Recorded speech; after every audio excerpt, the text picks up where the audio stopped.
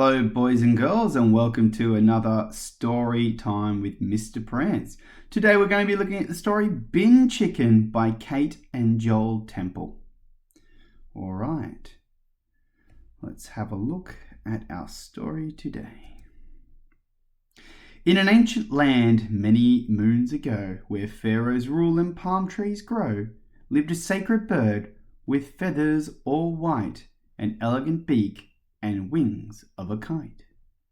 She sunned herself on the banks of the Nile, but today she sits on a rubbish pile. Diving in dumpsters, traipsing through trash, rummaging through rubbish, making a splash. Feasting on fish heads and day-old chips, nibbling on nachos and orange pips. Banana peels, bubble gum, fried chicken legs, fairy floss, toffee apples, old curried eggs. It's our good friend the ibis, also known as the bin chicken here in Australia, because this ibis, we see him all around school, going through the rubbish bins, eating our trash. And what a lovely hat this ibis has on its head, the tuna can. Disgusting, tweets Sparrow, rats of the sky! But Ibis can't hear him with his head held high. Holy scrap! Revolting, adds Pigeon, as Ibis dives in and pulls out a shiny bottle top ring. Crow makes a grimace, he's starting to sicken. Trash turkey, dumpster duck, bin chicken! And the rat's like, I adore you! Because the rat obviously is getting some food off the ibis. Pigeon snorts, don't go through that trash! Can't wait, you see it will give you a rash. Agreed, says Sparrow, it's hardly discerning, and you smell bad, it's very concerning. So all the other birds do not like the fact that the ibis is going through the rubbish. A disgusting habit, says Seagull with a huff. I just don't get what you want with that stuff. True, true, squawks Crow. That's not worth a thing. Plastic beads, pipe cleaners, violin string. It's time you took off. Time to make tracks. Stop wading through rubbish and worthless knickknacks. And there's the picket sign saying, you give birds a bad name.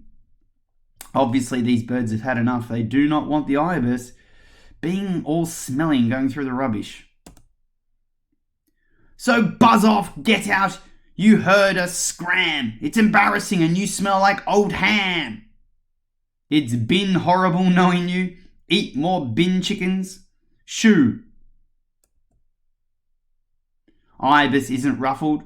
She just takes us to the sky.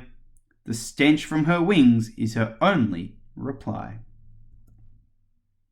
She soars over the city and lands without grace on a palm in a park, her own special place. Pie tins and bike wheels dazzle the eye and shine like a lighthouse up in the sky. Wind chimes, lost socks, an old party hat, broken sunglasses, even half a doormat.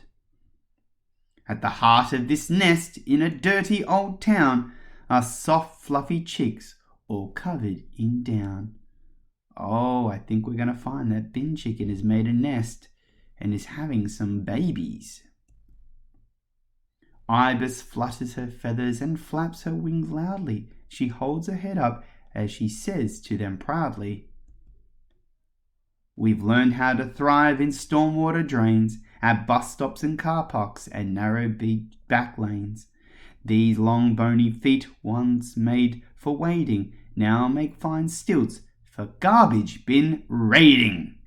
So Mama Ibis is telling her baby Ibis how they can use their bodies to make them really good at getting food. And having no feathers up on our heads was perfect for sifting through old river beds, but it works just as well for sticking them in and pulling out scraps from the rubbish bin. We've swapped our swamps for the streets of the city, and you'll meet many who think that's a pity. They'll call you bin chicken, a foul dumpster diver, but always remember, you are a survivor. So flap your smelly feathers, hold your head high, chase down hot chips, and always follow that pie. And then the rat down here saying, say cheese. And so that's the end of our story of Bin Chicken. What an interesting book. How the ibis has gone from being this regal symbol in ancient Egypt there on the river of the Nile to here in Australia, their habitats are not the same. And so they've had to really adapt, and they are a survivor bird because they use all of their features, their beaks, their long feet to be able to go in. And, well, there's plenty of schools that have bins with lots of food because boys and girls like to throw out their lunches. So the ibises love to come to our school, and they flock and they eat all of our leftovers. Well, boys and girls, this was a narrative. And while it did have some interesting information in it, it is a made-up story. So we can learn a little bit about the ibis through the story, but it is a narrative. It is a fiction book. So if you want to learn more about ibises, you can go and look up a non-fiction book, an information book. There you can find them at the library. You can find them, do some reading on the internet using our websites. Okay, so our non-fiction books are information books. They're books that give us lots of information, whereas our fiction books are made up and they can tell a story, and they have authors and illustrators, and they have characters like the ibis here. Okay, well, I hope you've enjoyed Storytime with Mr. Prance. I look forward to our next story, which is going to be about bin chicken again. Winner, winner, bin chicken dinner. All right, bye for now.